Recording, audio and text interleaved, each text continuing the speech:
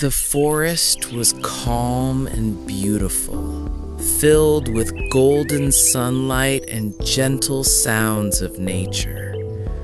A proud peacock named Chakri lived there, known for his dazzling and colorful feathers.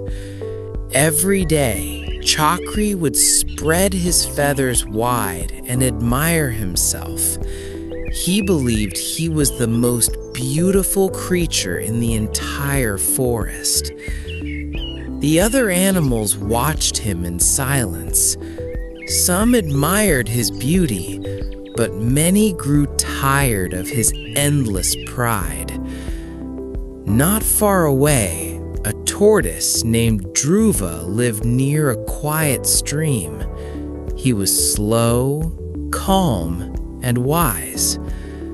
One day, Chakri laughed at Dhruva and mocked him. He called him slow and dull, boasting about his own speed and beauty. Dhruva simply smiled and replied gently that beauty is not everything, and that time teaches every lesson. But Chakri ignored his words and continued showing off, blinded by his pride. One afternoon, the sky darkened. Thick clouds gathered and a powerful storm began to rise. Rain poured heavily and strong winds swept through the forest. Animals rushed in fear, searching for shelter. Chakri tried to fly away, but his heavy feathers became soaked. He struggled to move, trapped by his own beauty. Meanwhile, Dhruva slowly made his way to a safe shelter beneath a rock, steady and calm.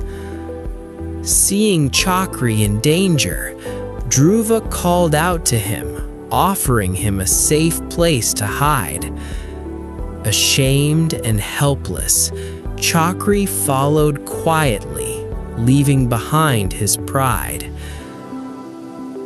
After some time, the storm passed and sunlight returned to the forest.